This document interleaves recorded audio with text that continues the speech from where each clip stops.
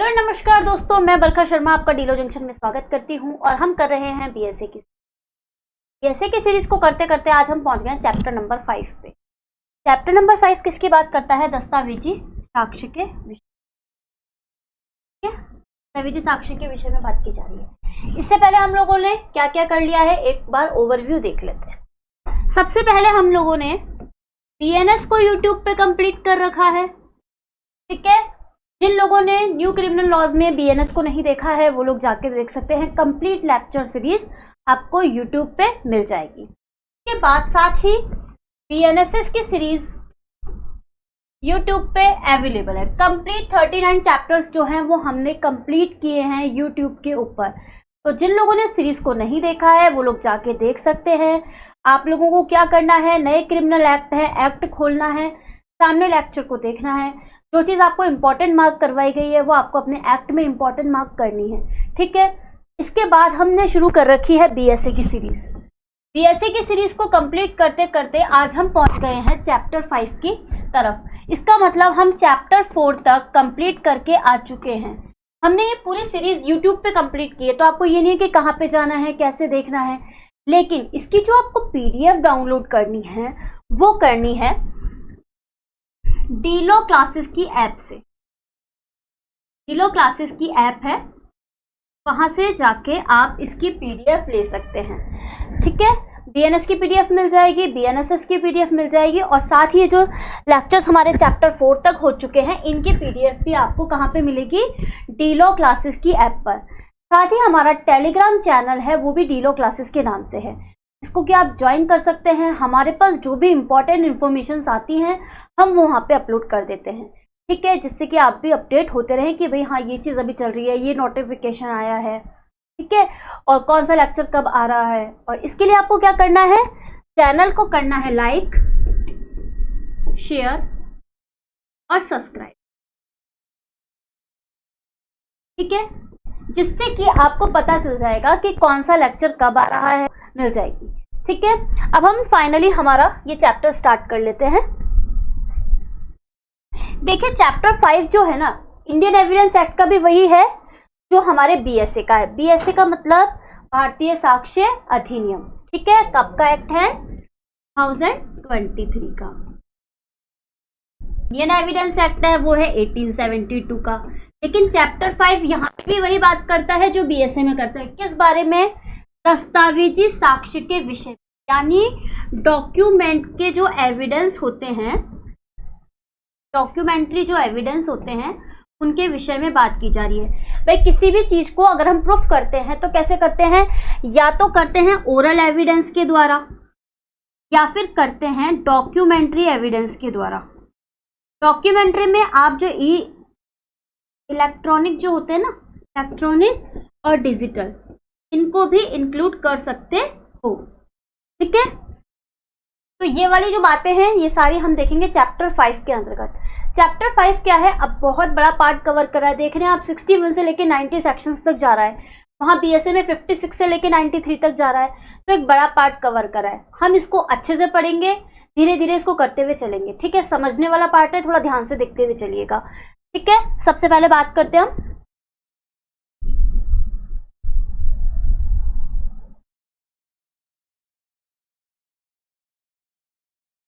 देखिए सबसे पहले वाला सेक्शन क्या बोल रहा है। सेक्शन 61 कह रहा है कि वही सेक्शन है जो बीएसए का है 56, यानी कि इंडियन एविडेंस एक्ट है, इसमें तो ये सेक्शन 61 आता है। वहीं बीएसए में यानी भारतीय साक्ष्य अधिनियम में ये सेक्शन आता है 56। क्या बात करता है? दस्तावेजों की अंतर्वस्तु का सबूत, यानी दस्तावेजों की जो अंतर्वस्तु होती है उसका सबूत कैसे दिया जाएगा। तो इसको देने के लिए सबसे पहले हमको देखना पड़ेगा कि जो डॉक्यूमेंट की डेफिनेशन है ना, ये हम पढ़ के आ चुके हैं।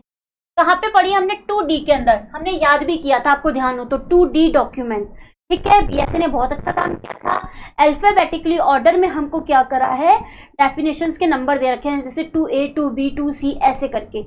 तो यहाँ पे 2D से डॉक्यूमेंट आ रखा है, तो आपको याद करने के लिए इजी रहेगा। वही जो डेफिनेशन है इंडियन एविडेंस एक्ट में सेक्शन 3 में दे रखी है। कंपेयर करते हुए स्टडी कर रहे हैं तो हमको ये पता चल जाएगा कि जब हमको बीएसए देखना है तो 2D की तरफ डॉक्यूमेंट के लिए जाना पड़ेगा। वहीं जब हम इंडियन एविडेंस एक्ट देखते हैं तो सेक्शन 3 में हमको डॉक्यूमेंट की डेफिनेशन मिलेगी। ठीक है, सबसे पहले बोल रहा है कि जो दस्तावेजों की अंतर्वस्तु होती है, डॉक्यूमेंट के बारे में जो भी चीज साबित करनी होगी वो या तो प्राथमिक साक्ष्य किससे साबित करनी होगी या द्वितीयक साक्ष्य से साबित करनी होगी। यानी कि या तो प्रीलिमिनरी डॉक्यूमेंट से साबित करेंगे या फिर सेकेंडरी एविडेंस, प्रीलिमिनरी एविडेंस से सेकेंडरी एविडेंस से इसको साबित करेंगे। क्या होता है यह भी हम आगे देखेंगे। ठीक है, जो डॉक्यूमेंट्री एविडेंस होते हैं उनको कभी भी मौखिक साक्ष्य से साबित नहीं कर सकते हैं, यानी ओरल एविडेंस के द्वारा डॉक्यूमेंट को साबित नहीं किया जा सकता है। केवल कुछ आपवादिक दशाएं हैं, एक्सेप्शंस हैं, जिनको हम आगे देखते हुए चलेंगे, जिससे कि हमें पता चल जाएगा कि हम क्या किसी चीज को ओरल के थ्रू भी देख सकते हैं। वो संपोषक साक्ष्य हो जाता है, अनुश्रुत साक्ष्य हो जाता है, इनको हम आगे डिटेल में देखेंगे। ठीक है, फिर देखते हैं हम कि हमने यहाँ पे सेक्शन 61 देखा था, उसने हमको बोला कि अगर किसी भी दस्तावेज को साबित करना है तो उसके लिए आपको जाना पड़ेगा या तो प्राथमिक साक्ष्य की तरफ या द्वितीयक साक्ष्य की तरफ। तो आखिर ये प्राथमिक साक्ष्य क्या होता है, द्वितीयक साक्ष्य क्या होता है, हम आगे देखते हैं। तो सेक्शन 62 जो है इंडियन एविडेंस एक्ट का, ये हमको बोलता है कि भाई प्राथमिक साक्ष्य क्या होता है। वहीं बीएसए का सेक्शन 56, अगर छोटा दिख रहा है तो हम यहाँ बड़ा लिख लेते हैं कि 57 हमको बोल रहा है कि प्राथमिक साक्ष्य क्या होता है, जिसको कि हम बोलते हैं प्रीलिमिनरी एविडेंस। ठीक है, प्रीलिमिनरी एविडेंस कहा जाता है। क्या होता है, प्राथमिक साक्ष्य से तात्पर्य यानी प्रीलिमिनरी एविडेंस से मतलब होता है न्यायालय के लिए निरीक्षण के लिए पेश किया गया दस्तावेज, यानी मेन जो डॉक्यूमेंट होता है ना किसी भी चीज का, ओरिजिनल, मतलब ओरिजिनल जो चीज होगी वो हमारा प्राथमिक साक्ष्य होगी। इसको एक एग्जांपल से समझ सकते हैं। एक होती है आपकी ये मान लीजिए बर्थ सर्टिफिकेट है, बर्थ सर्टिफिकेट ये आपका है ओरिजिनल, जो आपको कहाँ से मिलता है, अपन जाते हैं ना म्युनिसिपैलिटी एरिया वगैरह जो होते हैं जहाँ से अपन वो लेते हैं, ये बर्थ सर्टिफिकेट वगैरह निकाल सकते हैं, नगर पालिका कहते हैं जिसको, नगर पालिका में ऑफिसेज वगैरह बने होते हैं, वहां से हम हमारा बर्थ सर्टिफिकेट वगैरह लेते हैं। या तो हॉस्पिटल प्रोवाइड करा देता है, और हॉस्पिटल प्रोवाइड नहीं कराता तो वो जाके फिर आप वहां से ले सकते हैं, नगर पालिका से निकलता है ये। ठीक है, तो ये हमारा ओरिजिनल है। लेकिन जैसे मान लीजिए ये इसकी कॉपी हो गई, जैसे आप किसी स्कूल में बोलते हैं कि भाई आपको बर्थ सर्टिफिकेट जमा कराना है, तो क्या आप अपना ओरिजिनल जाके थोड़ी ना दे देते हैं, कि आप भाई वो देखने के लिए मंगाए वो बात अलग है। अदरवाइज तो क्या होता है, आप उसकी फोटो कॉपी जमा कराते हैं, फोटो कॉपी जमा कराते हैं ना, तो वो क्या हो जाती है, जो ये मेन ओरिजिनल है ये तो हो गया हमारा प्राथमिक साक्ष्य। ठीक है, और ये जो फोटो कॉपी है ये हमारी हो गई द्वितीयक साक्ष्य, यानी कि सेकेंडरी एविडेंस।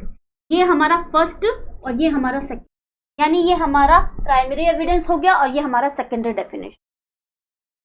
उसके बाद देखते हैं सेकेंडरी एविडेंस हो गया, सॉरी। ठीक है, अब यहाँ पे ना 7 एक्सप्लेनेशंस दे रखी है, जिसमें हमको बताया गया है कि कौन कौन सी चीजें होंगी जो प्राथमिक साक्ष्य को बताएगी। ठीक है, क्या क्या चीजें बताएगी ये, सेवरल पार्ट्स। जब डॉक्यूमेंट है वही क्या है कि कई भागों में विभाजित है, डॉक्यूमेंट जो है वो अगर कई भागों में विभाजित है तो उसमें से प्राथमिक साक्ष्य कौन सा होगा और द्वितीयक साक्ष्य कौन सा होगा। ठीक है, तो इसके लिए क्या होता है, सबसे पहला स्पष्टीकरण यानी कि एक्सप्लेनेशन बोल रहा है, document itself in several part, कई मूल प्रतियों में निष्पादित हो तो हर एक मूल प्रति प्राथमिक साक्ष्य है। अब हमने यहाँ पे इसका एग्जाम्पल भी लिख रखा है, बेयर एक्ट। ठीक है, इसका क्या मतलब हुआ कि मान लीजिए आपने देखा कि 3 नए क्रिमिनल लॉज आए हैं, तो ये न्यू क्रिमिनल लॉ के नाम से, न्यू क्रिमिनल लॉ के नाम से एक बेयर एक्ट निकला। तो इसमें एक पार्ट में दे दिया आपको बीएनएस, एक में दे दिया बीएनएसएस और एक में दे दिया बीएसए। तो ये कई मूल प्रतियों में हो गया ना, तो अब इनको अगर आप अलग भी करते हो तो ये माना जाएगा कि भाई मान लीजिए कि भाई ये ना एक पूरा बेयर एक्ट है, अगर ये कई अलग प्रतियों में भी है तो इसको क्या माना जाएगा, प्राथमिक साक्ष्य ही माना जाएगा। ठीक है, प्राथमिक साक्ष्य, ऐसे नहीं कि इसको अलग निकाल दिया, किसी जैसे होता है ना कई पब्लिशर्स वगैरह होते हैं वो एक कंबाइंड निकाल देते हैं, कई लोग अलग अलग निकाल के रखते हैं। जैसे कानून प्रकाशक वाले ने मान लीजिए बीएनएस और बीएनएसएस का अलग अलग भी निकाल रखा है और एक का ना कंबाइंड करके भी निकाल रखा है न्यू क्रिमिनल लॉ के नाम से। तो मान लीजिए वो जो न्यू क्रिमिनल लॉ करके निकाल रखा है तो ये पूरा जो एक बंडल होगा वो प्राथमिक साक्ष्य माना जाएगा। आई बात समझ में? तो देखिए आगे,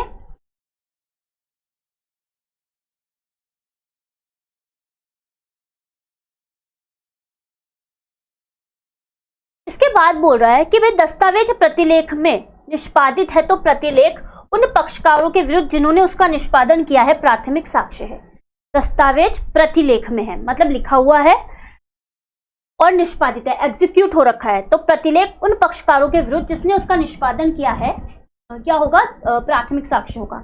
एग्जाम्पल देखिए, मूवी टिकट लिख रखा है। मूवी टिकट में आपने देखा होगा दो ऐसी चीजें बनी हुई थी, एक स्लिप बनी हुई होती है, इसमें यहाँ पे से dot dot dot dot dot dot करके होता है, ठीक है। एक स्लिप वो खुद फाड़ता है और एक स्लिप आपको दे रखा होता है। तो ये जो दोनों ही चीजें क्या होगी, ये प्राथमिक साक्ष्य होगी। किसके लिए, ये इसके लिए प्राथमिक साक्ष्य हो गया और ये इसके लिए।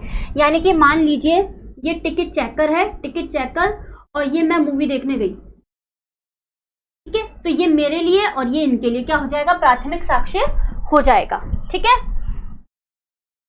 अब देखिए, अनेक दस्तावेज एक रूपात्मक प्रक्रिया यानी यूनिफॉर्म ओरिजिनल प्रोसेस से बने हैं, तो शेष सबकी अंतर्वस्तु का प्राथमिक साक्ष्य है, परंतु उनकी फोटोकॉपी प्राथमिक साक्ष्य नहीं है।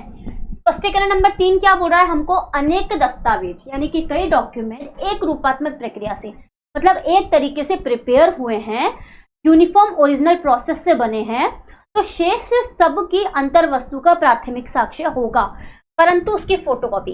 देखिए मैंने एग्जांपल भी लिख रखा है, भट्टाचार्य जी की आईपीसी की बुक आती है ना, आईपीसी, और भट्टाचार्य जी को यहां से ले लीजिए, ठीक है। तो ये जो आईपीसी की, मान लीजिए मेरे पास एक बुक हो गई, मेरे पास एक मेरी फ्रेंड है के पास हो गई आईपीसी की भट्टाचार्य, एक दूसरी फ्रेंड है उसके पास आईपीसी की भट्टाचार्य है, हम तीनों के पास एक एक किताब है, ठीक है। तो हमारे पास जो है वो क्या है, उसके प्राथमिक साक्ष्य है। लेकिन मान लीजिए एक मेरी तीसरी चौथी फ्रेंड है, वो बोलती है यार मैं ना बुक तुम लोगों के पास ऑलरेडी इतनी भट्टाचार्य की किताबें पड़ी हुई है, तुम एक काम करो मैं इसकी फोटोकॉपी करा लेती हूँ, ठीक है। तो हम में से किसी से भी फोटोकॉपी करा के, और ये जो मेरी फ्रेंड है ए, ये जाके क्या करती है, आईपीसी की फोटोकॉपी करा लेती है भट्टाचार्य की बुक की, ठीक है। तो क्या ये भी ओरिजिनल होगी, ये ओरिजिनल नहीं होगी क्योंकि इसने फोटोकॉपी करा ली, लेकिन हमारे पास जो क्या है उसकी ओरिजिनल प्रतियां हैं, ठीक है। तो ये हो गया हमारा 3rd नंबर का एक्सप्लेनेशन कंप्लीट। अब देखिए, ई रिकॉर्ड और डिजिटल ई रिकॉर्ड क्रिएट और स्टोर किया जाता है। वहां जब ऐसा स्टोर एक साथ या अलग अलग किया जाता है तो हर फाइल प्राथमिक साक्ष्य होती है।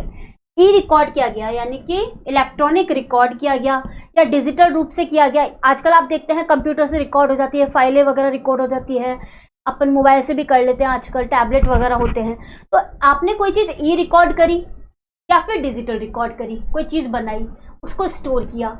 वहां जब ऐसा स्टोर एक साथ या अलग अलग किया जाता है, मान लीजिए आपने एक ही फाइल में सब चीज़ें डाल दी, ठीक है, या फिर क्या किया, आपको लगा कि नहीं यहाँ पे तो इसको अपन ए बना देते हैं और इसको यहाँ पर A1 बना देते हैं, पार्ट तो एक ही है लेकिन फिर बाद में इनको दोनों को मर्ज कर देंगे, तो हर फाइल प्राथमिक साक्ष्य है। तो ये A भी प्राथमिक साक्ष्य है और ये A1 भी प्राथमिक साक्ष्य माना जाएगा, ठीक है। आई बात समझ में, हमने 4 एक्सप्लेनेशन देख लिए, टोटल 7 एक्सप्लेनेशन है। इसके बाद देखिए, ई रिकॉर्ड और digital e record proper custody से पेश किया जाए तो प्राइमरी एविडेंस होगा जब तक विवादित ना हो। इसका मतलब क्या हो गया कि ये जो ई रिकॉर्ड है, ठीक है, मान लीजिए कोई ऑफिस है, उसका डॉक्यूमेंट है ये, ठीक है, इसको सेव किया गया, ऑथराइज्ड जो ऑफिसर था उसने अपने लैपटॉप में इसको सेव कर रखा था, ठीक है, ऑथराइज्ड ऑफिसर ने इसको अपनी कस्टडी में सेव कर रखा था। तो जब तक ये प्रॉपर कस्टडी में है तो ये क्या माना जाएगा, मतलब इसकी कोई और कॉपी वगैरह कुछ भी किसी और के पास नहीं है, जो भी डॉक्यूमेंट है, जो भी डेटा है वो इस फोल्डर में इसी के पास रखा हुआ है। तो ये क्या माना जाएगा, प्राइमरी एविडेंस माना जाएगा, प्राथमिक साक्ष्य माना जाएगा जब तक कि विवादित ना हो। मतलब कि कोई और बोलते हैं कि नहीं ये बिल्कुल सेफ डेटा नहीं है, इसने क्या किया है, अपने एजेंट को भी इसको ट्रांसफर कर रखा है, अपने जूनियर को भी इसको ट्रांसफर कर रखा है, तो इसके पास तो सेफ नहीं हुआ, उससे उस व्यक्ति के पास भी चला गया तो वो सेकेंडरी हो जाएगा, ठीक है।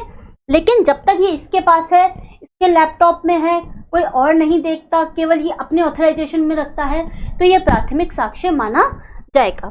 फिर बोल रहा है 6 पॉइंट, वीडियो रिकॉर्डिंग को ई फॉर्म में स्टोर किया जाता है और किसी अदर पर्सन को भेजा और ब्रॉडकास्ट किया जाता है तो हर स्टोर प्राइमरी एविडेंस होगा।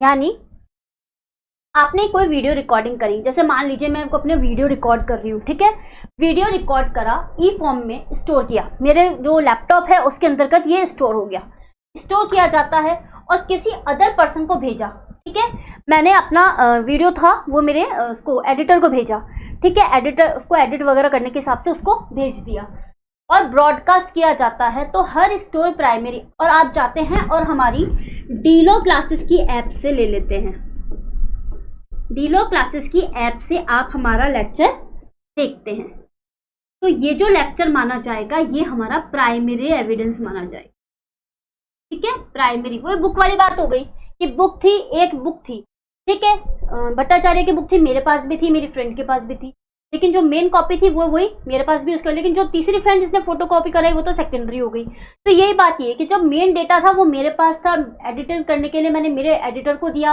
तो वो सब चीज़ हमारे पास थी, तो ये क्या माना जाएगा, प्राइमरी एविडेंस माना जाएगा। फिर बोल रहा है ई रिकॉर्ड और डिजिटल ई रिकॉर्ड किसी कंप्यूटर में एक से अधिक स्थान पर स्टोर किया जाए तो every auto storage primary evidence included temporary files. वही मान लीजिए जो वीडियो है मेरा V1 के नाम से सेव है, V2 के नाम से सेव है, ठीक है, दो डेटा है, इनको मर्ज करके बाद में एक मैं V3 डेटा बना लेती हूँ, ठीक है, कहाँ पे स्टोर किया गया है, मेरे लैपटॉप में, ठीक है। मान लीजिए क्या हुआ, मैं V2 डेटा बना रही थी और क्या हुआ, अचानक से लाइट चली गई, ठीक है, लाइट चली गई, टेम्पररी बना हुआ था ये, ठीक है, स्टोर तो हो गया लेकिन थोड़ा बहुत बना हुआ था, फिर मेरे को इसमें और ऐड करना था, तो ये टेम्पररी बना हुआ था, इन दोनों को मर्ज करके जब मैंने V3 बनाया तो ये क्या माना जाएगा, ये पूरा हमारा प्राइमरी एविडेंस माना जाएगा, ठीक है, प्राइमरी एविडेंस। तो क्या पढ़ा हम लोगों ने देखा प्राथमिक साक्ष्य कौन सा होता है, सेक्शन नंबर 57 में। सेक्शन नंबर 57 ने ऊपर एक जनरल बात कह रखी थी, उसको बताया गया है 7 स्पष्टीकरण से, यानी 7 एक्सप्लेनेशन से, ठीक है। अब हम आगे बढ़ते हैं। इसी बीच में अगर आपको ये सब चीज़ें पसंद आ रही हो, मेरा पढ़ाया गया अच्छा लग रहा हो, तो लाइक शेयर सब्सक्राइब कर लीजिए, कमेंट बॉक्स में बता दीजिए कि आपको कैसा लगा। अब देखिए सेक्शन 63 जो हमारा इंडियन एविडेंस एक्ट का है, वही सेक्शन BSA में आता है, सेक्शन नंबर 58।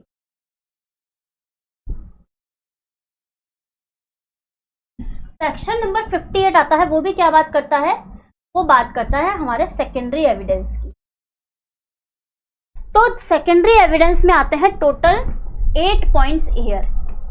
ये हम क्यों लिखते हैं total 7 points here, total 8 points here, तो जो लोग मेरी रेगुलर क्लासेस ले रहे होंगे उनको पता होगा कि ये पॉइंट, क्योंकि क्या होता है कई बार हमको पूछ लिया जाता है कि द्वितीयक साक्ष्य के संबंध में कितने बिंदु हैं, कितने पॉइंट है, तो आप कंफ्यूज होते हैं, काउंटिंग करना शुरू कर देंगे, A था, B था, C था, कौन सा था, तो ऐसा कुछ नहीं होता। जब हमको याद रहेगा कि 8 पॉइंट थे तो 4 ऐसे याद करेंगे कि शुरू के हमने 4 याद कर लिए, फिर याद करेंगे शुरू, फिर लास्ट के 4 याद कर लिए, तो हमको याद करने में परेशानी नहीं आती, इसीलिए हम लिखते हैं कि टोटल 8 पॉइंट्स हियर, ठीक है, 10 नहीं 8 पॉइंट्स। तो देखिए सबसे पहले आता है प्रमाणित प्रतियां, यानी कि सर्टिफाइड कॉपीज जो होती हैं वो द्वितीयक साक्ष्य होती है, ठीक है। इसके अलावा आता है तुलना की गई प्रतियां, ठीक है, यानी आपने कंपेयर करके बनाई, कंपेयर करके यांत्रिक प्रक्रिया द्वारा, फोटोकॉपी जो होती है ना वो इसी में आती है, फोटोकॉपी। इसके बाद कहती है मूल से तुलना की गई प्रतियां, मतलब प्राथमिक साक्ष्य था उससे अगर आप कंपेयर करके बना रहे हो,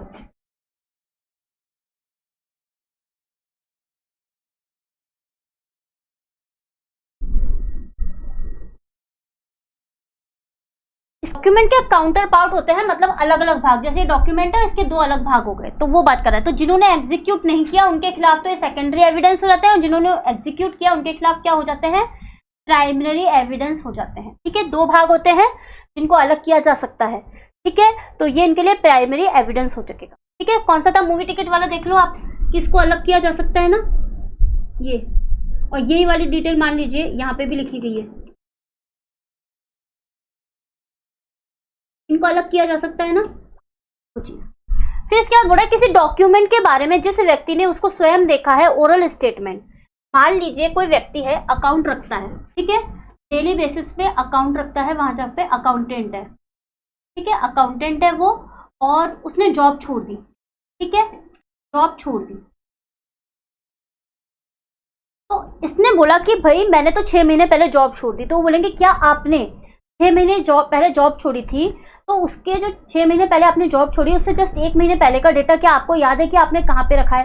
तो ये बता देता हाँ हाँ वो वाली फाइल थी, उसके अंतर्गत मैंने रख रखा था, तो उसके द्वारा साबित किया जा सकता है। तो यहाँ पे ओरल स्टेटमेंट साबित किया जा रहा है ना, तो कैसे साबित किया जा रहा है? इसके बात पर डॉक्यूमेंट को साबित किया जा रहा है, ये जो अकाउंटेंट ने बताया उसके आधार पर, ठीक है। ओरल एडमिशन भी, ये जो दोनों पॉइंट है ये न्यू जुड़े हुए हैं, तो जो न्यू जुड़ता है वो हमको मोस्ट इंपॉर्टेंट होता है। तो ओरल एडमिशन और रिटर्न एडमिशन भी क्या हो गया है, इसके अंतर्गत शामिल हो चुका है, यानी कि सेकेंडरी एविडेंस में शामिल हो चुका है।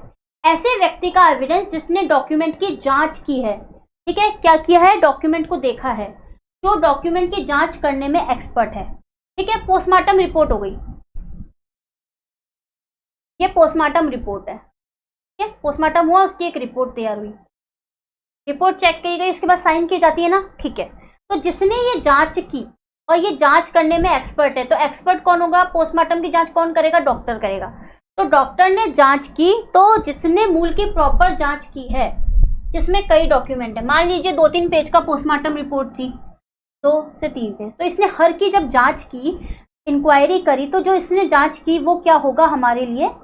सेकेंडरी एविडेंस होगा, ठीक है। मेन तो क्या हो गया ये, और फिर इस जांच करने के बाद जो भी इसने बताया करा वो हमारे लिए सेकेंडरी चीज होगी। मान लीजिए शॉर्ट में बता देता है गला दबाने से मृत्यु हो गई।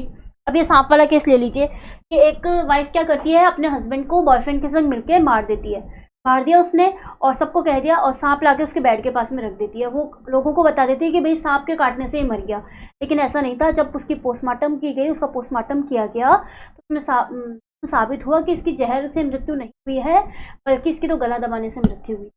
बहुत मान लीजिए जहर के कुछ भी तत्व पाए गए, शराब के कुछ तत्व पाए गए, उससे जस्ट पहले उसको मान लीजिए नशे की दवाई दी गई, ये सारे तत्व मिले, तो एक बहुत बड़ी पोस्टमार्टम रिपोर्ट तैयार हुई। लेकिन शॉर्ट में क्या हुआ, डॉक्टर ने लास्ट में बता दिया कि इसकी तो गला दबाने से मृत्यु हुई है, ठीक है, एक साइन करके और लास्ट में ऐसे से साइन कर दिया, ठीक है। तो जो शॉर्ट में रिपोर्ट तैयार हुई ये इसका सेकेंडरी एविडेंस हो जाएगी। मेन तो पुलिंदा था ना इतना बड़ा, तो उसकी जो जांच की गई वो, ठीक है। अब देखिए आगे, मेन पॉइंट हमने देख लिया, मेन पॉइंट बहुत बड़े थे, अब हम लोग देख के कंप्लीट आ चुके हैं।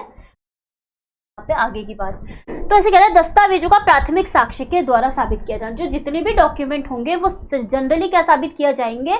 प्राथमिक साक्ष्य से साबित किया जाएगा, यानी कि प्रीलिमिनरी एविडेंस से साबित किए। डॉक्यूमेंट कैसे प्रूव किए जाएंगे? Preliminary evidence. इसके बाद बोल रहा है सेक्शन 60 BSA, क्या बोल रहा है यहाँ पे कि अवस्थाएं जिनमें द्वितीयक साक्ष्य दिया जा सकता है। जनरली तो क्या होगा, कोई भी जो डॉक्यूमेंट होगा वो प्रीलिमिनरी एविडेंस से साबित किया जाएगा, प्राथमिक साक्ष्य से साबित किया जाएगा। पर कुछ परिस्थितियां ऐसी होती हैं जब क्या हो सकता है, द्वितीयक साक्ष्य से भी आप साबित कर सकते हैं। तो कौन सी ऐसी परिस्थितियां हैं वो अभी हम आगे देखेंगे। तो सबसे पहले कह रहा है जो ओरिजिनल डॉक्यूमेंट है, जो मूल दस्तावेज है, वो किसी अन्य व्यक्ति के कब्जे में है। जब अन्य व्यक्ति के कब्जे में है तो कई मूल प्रतियों में से निष्पादित हो तो हर एक मूल प्रति प्राथमिक साक्ष्य हो, ठीक है। ये तो हम पहले देख के आए थे कि ओरिजिनल डॉक्यूमेंट क्या हो गया, अदर के पोजेशन में हो गया, कई मूल प्रतियों में निष्पादित होगा तो हर एक मूल प्रति प्राथमिक साक्ष्य हो। लेकिन जो ये अदर का पोजीशन है उसमें क्या हो गया, अपोजिट पार्टी, मतलब ये अदर का ये जो अदर पोजीशन है, मतलब ये जो कब्जा है किसी अन्य व्यक्ति में, वो अन्य व्यक्ति कौन है? अपोजिट पार्टी है, विपक्ष है, हमारा विपक्ष व्यक्ति है। ये क्या बोल रहा है? पर्सन आउट ऑफ जुरिस्डिक्शन, मतलब एक ऐसे व्यक्ति के पास में मूल है जो क्या है, उस क्षेत्राधिकार में नहीं रहता। मान लीजिए डेट आ गई हमारी परसों की और वो व्यक्ति गया हुआ है अमेरिका, आ ही नहीं सकता, तो हमको सेकेंडरी एविडेंस से हम सेकेंडरी एविडेंस से उसको साबित कर सकते हैं। फिर बोल रहा है person legally bound to produce, legally bound to produce, मतलब व्यक्ति बाध्य है कि भाई वो पेश करे उस डॉक्यूमेंट को, लेकिन वो पेश नहीं कर रहा है। तो 64 का नोटिस पेश होने के बाद भी अगर उसको पेश नहीं कर रहा तो क्या होगा? तो फिर कुछ ऐसे मामले हैं जहां 64 के नोटिस दिए बिना भी द्वितीयक साक्ष्य पेश किया जाता है। 64 में जो नोटिस देंगे उसके बाद भी क्या होगा, द्वितीयक साक्ष्य पेश किया जा सकता है। अब हम वो परिस्थितियां देखेंगे जब 64 के नोटिस के बाद भी क्या कर सकते हैं, हम द्वितीयक साक्ष्य दे सकते हैं। जनरल बात ये हो गई कि किसी अन्य व्यक्ति के कब्जे में क्या है, डॉक्यूमेंट है। कौन है वो व्यक्ति, विपक्ष का व्यक्ति है, ऐसा व्यक्ति है जो जुरिस्डिक्शन के बाहर रहता है।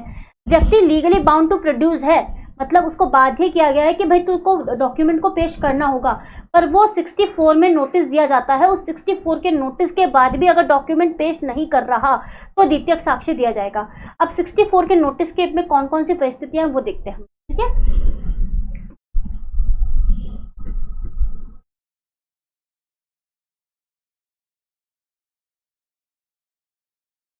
इसमें क्या होगा, अगर नोटिस खुद ही क्या है, दस्तावेज है, नोटिस क्या है, खुद ही अगर दस्तावेज है तो पेश किया जाएगा। Other person already to produce document, किसी अन्य व्यक्ति ने भी क्या कर दिया, पहले से ही डॉक्यूमेंट को पेश कर दिया। डॉक्यूमेंट का कब्जा कपट या बल से प्राप्त किया है तो क्या करेंगे, हम सेकेंडरी एविडेंस दे देंगे। ओरिजिनल इन कोर्ट ऑलरेडी, तो क्या होगा, ओरिजिनल क्या है, ऑलरेडी कोर्ट में पेश है। एडमिट लॉस ऑफ डॉक्यूमेंट की डॉक्यूमेंट खो गया है। आउटस्टैंडिंग जुरिस्डिक्शन पर्सन, मतलब जो व्यक्ति है वो जुरिस्डिक्शन से बाहर चला गया है, ठीक है। तो उन परिस्थितियों में क्या होगा कि आप क्या कर सकते हो, इसमें 64 का नोटिस दिए बिना भी आप क्या कर सकते हो, डॉक्यूमेंट को पेश कर सकते हो। ये वो परिस्थितियां हैं जो हम 6 देख के आए, ठीक है, याद होनी चाहिए, वेरी इंपॉर्टेंट है, ये वेरी इंपॉर्टेंट है, ठीक है। फिर इसके बाद बोल रहा है एडमिट द ओरिजिनल प्रतिपक्षी रिटर्न, जो प्रतिपक्षी है उसने रिटर्न में एक्सेप्ट कर लिया कि भाई ओरिजिनल किसके पास है, इसके पास में, ठीक है। ओरिजिनल डॉक्यूमेंट नष्ट हो गया, खो गया, स्वयं की गलती ना होने के कारण पेश नहीं हो पाया। यानी कि प्रतिपक्षी ने जब एक्सेप्ट कर लिया कि उसके पास डॉक्यूमेंट है तो आप क्या कर सकते हो, द्वितीयक साक्ष्य पेश कर सकते हो।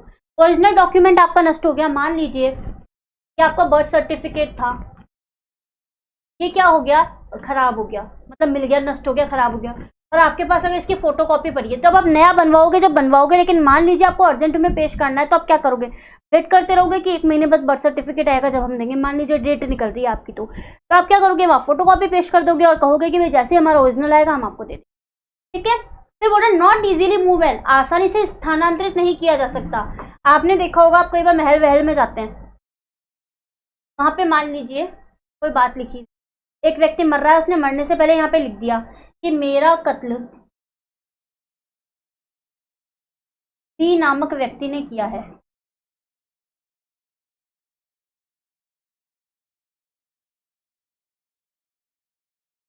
जो मेरा भाई है,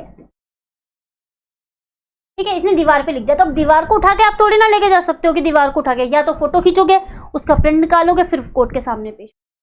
तो नॉट इजीली मूवेबल, आसानी से उसको स्थानांतरित नहीं किया जा सकता। फिर सेक्शन 74 में पब्लिक डॉक्यूमेंट है। अब देखिए जो पब्लिक डॉक्यूमेंट है ना हमारा, जो हमारा पीटी है, ये इंडियन एविडेंस एक्ट में भी क्या है, 74 नंबर पे है, और बीएसए में भी 74 नंबर पे है। तो आपको एक सेक्शन याद करने में इतनी दिक्कत नहीं आएगी, क्योंकि 74 वहां पे भी हम पब्लिक डॉक्यूमेंट पढ़ते थे और यहाँ पे भी पब्लिक डॉक्यूमेंट। फिर बोल रहा है प्राथमिक प्रति का साक्ष्य अनुज्ञात है, परमिशेबल है अदर केसेस में, ठीक है। प्राथमिक प्रति का साक्ष्य अनुज्ञात है, परमिसेबल है अदर, कोई अन्य मामला होगा उसमें भी क्या होगा, इसकी कॉपी परमिशेबल दे दी जाएगी, कोर्ट चाहेगा तो कोर्ट कर सकता है। अनेक लेखाओं अन्य डॉक्यूमेंट में बना मूल जिसकी कोर्ट में सुविधा पूर्वक परीक्षा नहीं, मतलब जो डॉक्यूमेंट है वो कई पार्ट्स में विभाजित है ना, और उसको क्या नहीं कर सकते, कोर्ट में सुविधा पूर्वक पेश नहीं कर सकते। गले सड़े पन्ने हैं, उनको ऐसे लेके नहीं आया जा सकता कि भाई मान लीजिए कोई बहुत बड़ा पुलिंदा रखा हुआ है, पुलिंदा मतलब कोई मोटी सी बुक, ठीक है, इसमें बहुत सारे डॉक्यूमेंट है, ठीक है। अब इसको आसानी से स्थानांतरित नहीं किया जा सकता, अब फट जाएंगे पन्ने, गले हुए पन्ने हैं करके, इनकी जांच ऐसे नहीं की जा सकती, तो कोर्ट परमिशन दे देगा कि भाई अगर इसके संबंध में आपके पास कोई द्वितीयक साक्ष्य है तो आप उसको पेश कर सकते हो, ठीक है। अगर किसी को समझने में दिक्कत आ रही हो तो आप क्या कर सकते हैं, वीडियो आपके के पास है, आप इसको दोबारा देख सकते हैं। एक्सप्लेनेशन के लिए भी बताया गया, देखिए जो पॉइंट्स ए और सी पढ़ के, ए सी डी हम पढ़ के आए हैं ना, ये हमको एक्ट में भी मिल जाएगा, लेकिन हम क्या कर रहे हैं, हम कंप्लीट कर रहे हैं तो हम एक बार गो थ्रू कर ही लेते हैं कि आखिर इसमें क्या बता रहा है। ए सी और डी जो अभी हम पॉइंट पढ़ के आए थे, उनके लिए सेकेंडरी एविडेंस क्या है, एक्सेप्टेबल है, सेकेंडरी एविडेंस एक्सेप्टेबल है। पॉइंट जो पी था उसमें रिटर्न स्वीकृति ग्राह्य है, लिखित में स्वीकृति एक्सेप्टेबल होगी, और जो ई और एफ पॉइंट पढ़ के आए थे उसमें सर्टिफाइड कॉपी एक्सेप्टेबल, यानी कि जो सर्टिफाइड कॉपी होगी उसको एक्सेप्ट किया जाएगा, but other secondary evidence not admissible, लेकिन कोई अन्य द्वितीयक साक्ष्य होंगे वो ग्राह्य नहीं किए जाएंगे। पॉइंट जी में क्या होगा, डॉक्यूमेंट के साधारण डॉक्यूमेंट एक्सेप्टेबल होंगे, उनका परिणाम का साक्ष्य ऐसे किसी व्यक्ति द्वारा दिया गया है जिसने उसकी परीक्षा की हो, जो ऐसे डॉक्यूमेंट की परीक्षा में कुशल है। मतलब जो हम देखे, अरे पोस्टमार्टम रिपोर्ट हो गई, पोस्टमार्टम रिपोर्ट का अगर किसी ने कोई शॉर्ट में हमको बात बताई है तो उसको बताने के लिए क्या होना चाहिए, सक्षम होना चाहिए, एक्सपर्ट होना चाहिए। एक्सपर्ट यानी कि विशेषज्ञ। आई बात समझ में? चलिए बढ़िया आगे।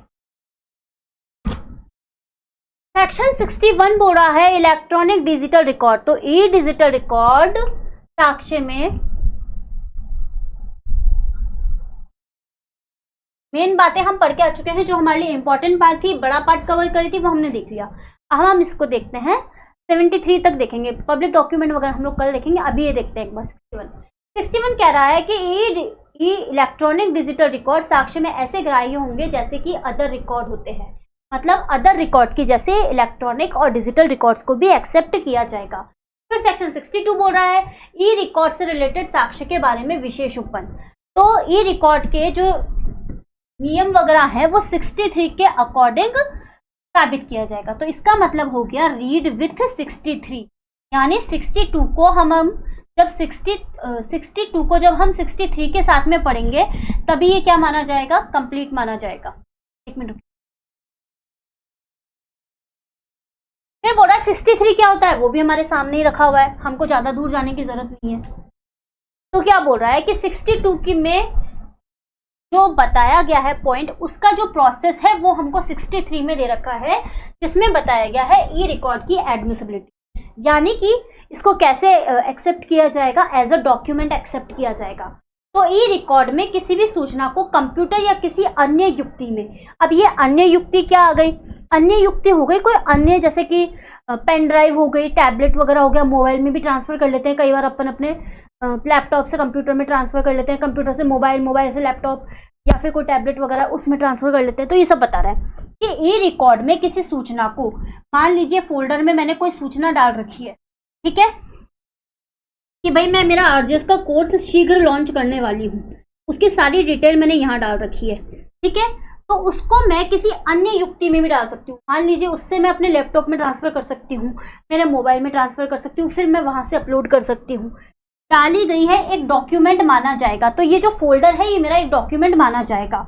प्रश्नगत सूचना व कंप्यूटर से रिलेटेड सेक्शन 63 की क्लोज 2 में शर्तें पूरी कर दी जाए तो प्रत्यक्ष साक्ष्य के रूप में ग्राह्य होगा, ठीक है। यानी कि जो इंफॉर्मेशन है ये अगर 63 के क्लोज 2 के अंतर्गत इसमें जो शर्तें वगैरह है, कंडीशंस वगैरह हैं, अगर वो पूरी कर दी जाती है तो उसको डायरेक्ट एविडेंस के रूप में एक्सेप्ट किया जाएगा, और उसको जो मूल यानी कि जो मेन ओरिजिनल डॉक्यूमेंट है उसके बिना भी साक्ष्य में उसको ग्राह्य किया जाएगा, एक्सेप्ट किया जाएगा, ठीक है।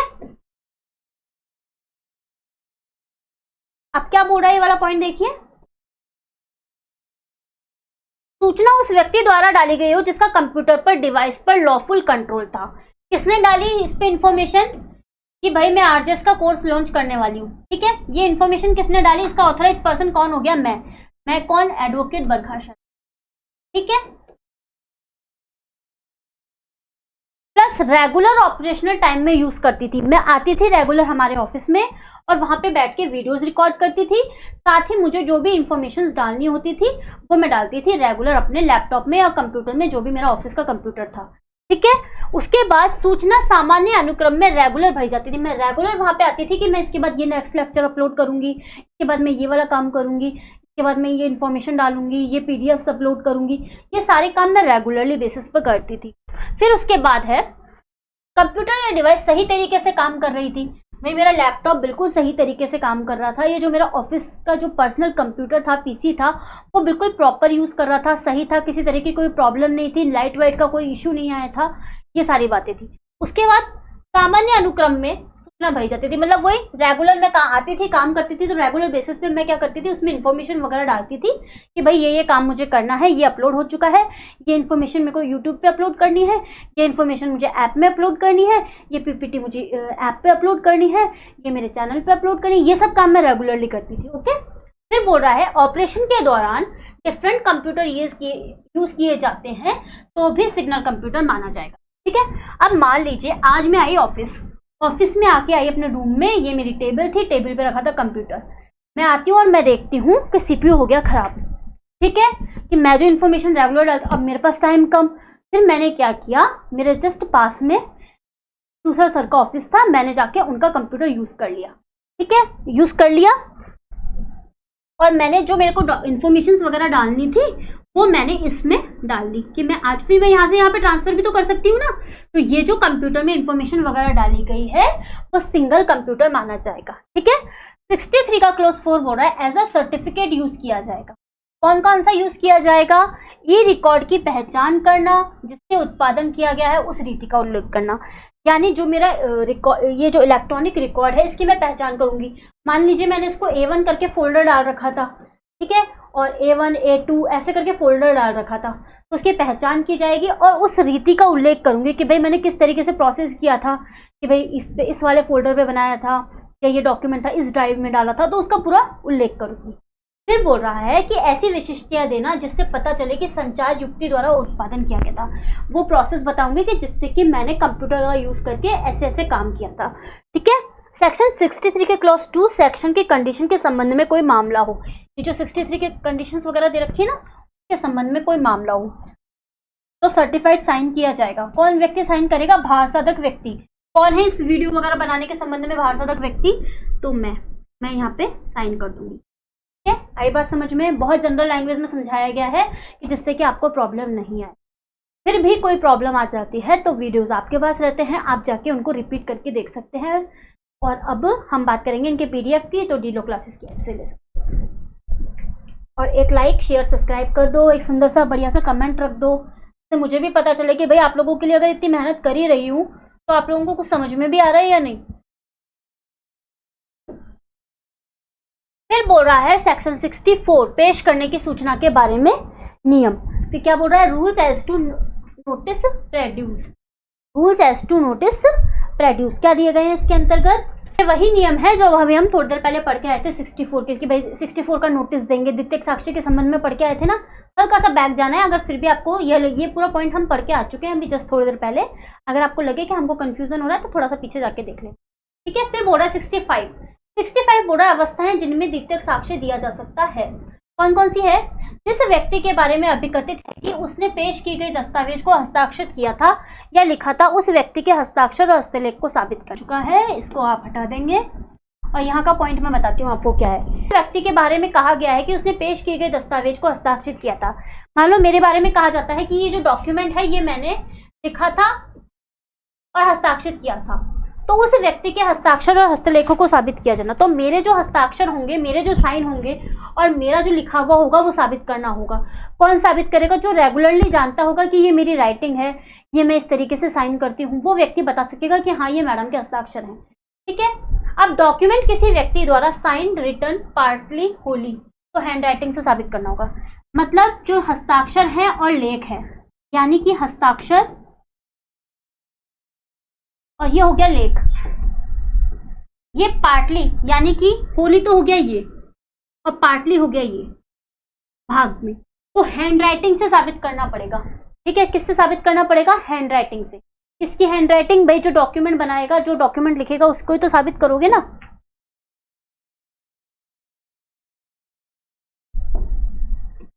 अब देखिए ई साइन के बारे में सबूत। सेक्शन 66 बोल रहा है कि सेफ्ड ई साइन के मामले के सिवाय, मतलब जो आपका साइन है वो सेफ है, ठीक है, उसके अलावा कोई भी अनसिक्योर साइन होगा वो इलेक्ट्रॉनिक साइन कर्ता के द्वारा साबित किया जाएगा।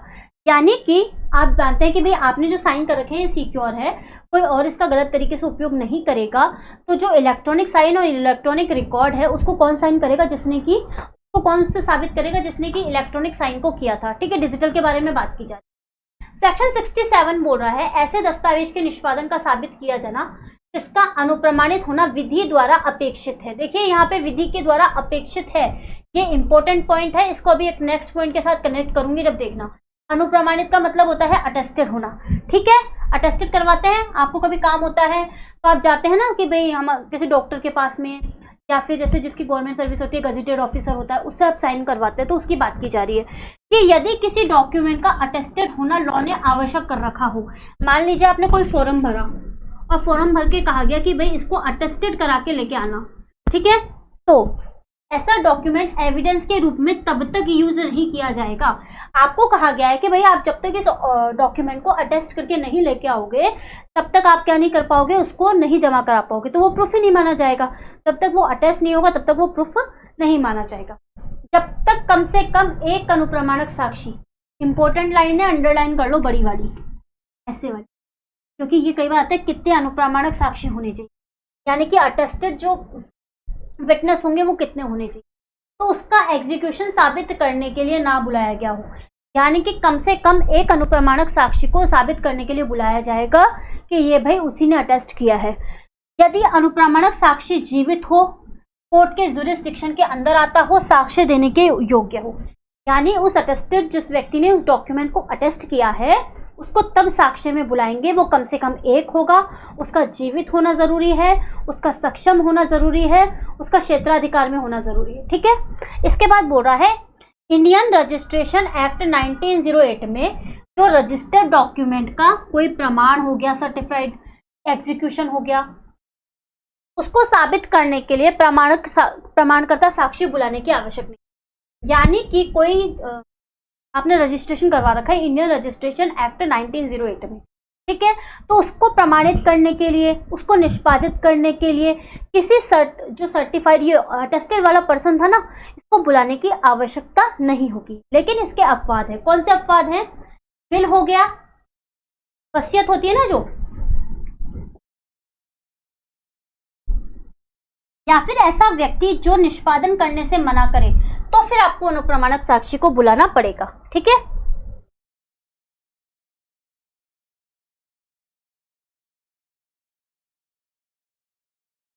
अब ये बोल रहा है सेक्शन 68, जब किसी भी अनुप्रमाणक साक्षी का पता ना चले, मतलब जो अटेस्टेड विटनेस होगा उसका अगर पता नहीं चलेगा तो क्या करेंगे, तो कम से कम एक अनुप्रमाणक साक्षी का अनुप्रमाणक उसी के हस्तलेख में होना चाहिए और डॉक्यूमेंट का निष्पादन कराने वाले व्यक्ति का हस्ताक्षर उसी व्यक्ति के हस्तलेख में होना, यानी कि जो साइन जो होंगे उसी व्यक्ति के होने चाहिए, हस्तलेख यानी कि राइटिंग में होने, राइटिंग मैच करनी जरूरी है। इसके बाद देखो सेक्शन 69, अनुप्रमाणित दस्तावेज के पक्षकार द्वारा निष्पादन की स्वीकृति। उस दस्तावेज के निष्पादन का उसके विरुद्ध पर्याप्त सबूत होगा यदि ये ऐसा डॉक्यूमेंट हो जिसका अटेस्ट होना विदित के आवश्यक बनाया गया है, तो उस दस्तावेज का निष्पादन जो किया गया है वो उसके अगेंस्ट सबूत होगा, क्योंकि डॉक्यूमेंट क्या है, अटेस्टेड होना विधि ने अपेक्षित कर रखा है। सेक्शन 70 कहता है जब अनुप्रमाणक साक्ष्य निष्पादन का प्रत्याखान, क्या होता है प्रत्याखान?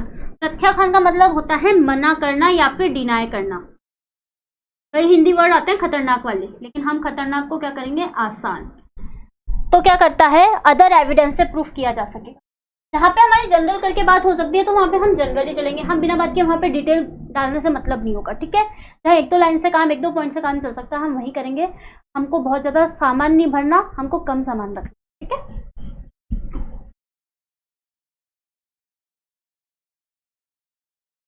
फिर आता है हमारा सेक्शन 71 बोल रहा है कि उस दस्तावेज का साबित किया जाना जिसका अनुप्रमाणित होना विधि के द्वारा अपेक्षित नहीं है। मैंने बताया था ना अभी आपको थोड़ी देर पहले कि इसको मैं एक दूसरे पॉइंट के साथ पढ़ूंगी, तो उस वाले पॉइंट पे जाके लिख लो रीड विद 71।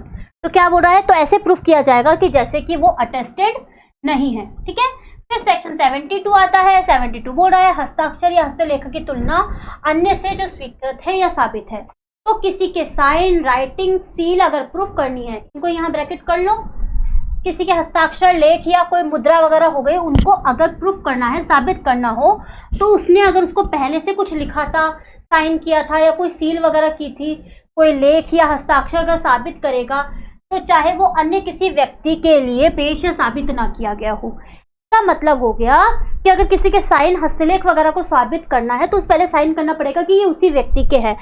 शब्दों या अंकों की तुलना भी करके साबित किया जा सकेगा। मान लो मैं इस तरीके से एक बनाती हूँ, कई लोग ऐसे बनाते हैं, कई लोग ऐसे बनाते हैं, तो मान लीजिए मैं इस तरीके से एक बनाती हूँ, तो ये साबित कर सकेंगे भी मैम तो इस तरीके से एक बनाती है, ठीक है। अंक, जैसे कि अल्फाबेट होता है, मैं कर्सिव राइटिंग में लिखती हूँ मान लीजिए, तो आप लोग बोलेंगे कि मैम ए ऐसे नहीं बनाती है, ए ऐसे बनाती है, ठीक है। या फिर जैसे ये मेरी राइटिंग है,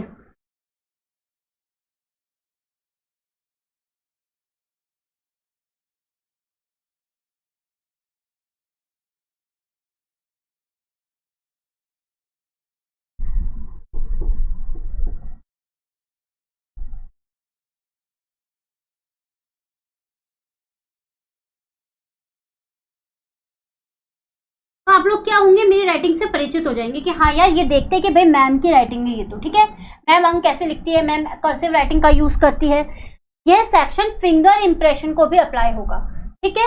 फिंगर इंप्रेशन को भी अप्लाई होगा, लास्ट में ये दे रखा है अपन को, ठीक है। अब ये ना इस सेक्शन, इस लेक्चर का हमारा लास्ट सेक्शन, ठीक है, क्योंकि हम नेक्स्ट क्लास में स्टार्ट करेंगे अपना 7 पब्लिक डॉक्यूमेंट वाला, ठीक है। तो डिजिटल साइन के सत्यापन के बारे में सबूत क्या होगा, व्यक्ति या नियंत्रक प्रमाणकर्ता अधिकारी डिजिटल साइन सर्टिफिकेट पेश करेगा, ठीक है। और अदर पर्सन डिजिटल साइन प्रमाण पत्र में लिस्टेड पब्लिक की अप्लाई करके डिजिटल साइन को सत्यापित करेगा। तो सत्यापित करने के बारे में बता रखा है कि डिजिटल साइन को सत्यापन कैसे करेंगे, उसको किस तरीके से यूज किया जाएगा, जनरली बात बताई जा रही है और कुछ भी नहीं है इसमें, इतना डिटेल में जाने की हमारी आवश्यकता नहीं है। तो ये तो बात हुई हमारी कौन से सेक्शन से शुरू किया था हम लोगों ने, 56 सेक्शन 56 से 93 तक, 93 तक नहीं 73, 93 तक तो पूरा चैप्टर ही कंप्लीट हो जाएगा। हमने यहाँ तक कंप्लीट कर लिया है। अब नेक्स्ट क्लास में हम 74 से आगे देखेंगे, ठीक है। तो अगर आपको लेक्चर अच्छा लगा हो तो प्लीज़ इसको लाइक करो, शेयर करो, सब्सक्राइब करो, हमारी सीरीज़ को आगे बढ़ाओ। आप लोगों के लिए बनाई गई है, अगर लोगों तक नहीं पहुँचेगी तो इसको बंद करनी पड़ जाएगी, ठीक है। और आरजेएस के संबंध में जल्दी नया कोर्स लॉन्च होगा, जैसा कि मैंने अभी आपको एग्जाम्पल के थ्रू भी बताया। तो अगर आप लोग आरजेएस का कोर्स हम लोगों के साथ करना चाहते हैं, फास्ट रिविजन करना चाहते हैं, तो जुड़ सकते हैं आप डिलो क्लासेस की ऐप के साथ। और साथ ही अगर आप पीडीएफ वगैरह चाहते हैं तो डिलो क्लासेस की ऐप से ले सकते हैं। साथ ही जैसे कॉन्स्टिट्यूशन वगैरह हो गया, कॉन्ट्रैक्ट वगैरह हो गया, आप इंडिविजुअल सब्जेक्ट्स भी पढ़ना चाहते हैं तो ऐप पे अवेलेबल है। अगर आप चाहें तो वहाँ जाके विजिट कर सकते हैं, देख सकते हैं। इसमें आपको वीडियोज़ मिलेंगे, साथ साथ नोट्स भी मिलेंगे आपको, आप देख सकते हैं वहाँ पे जाके। और हम लोग मिलते हैं एक नए लेक्चर के साथ। Thank you so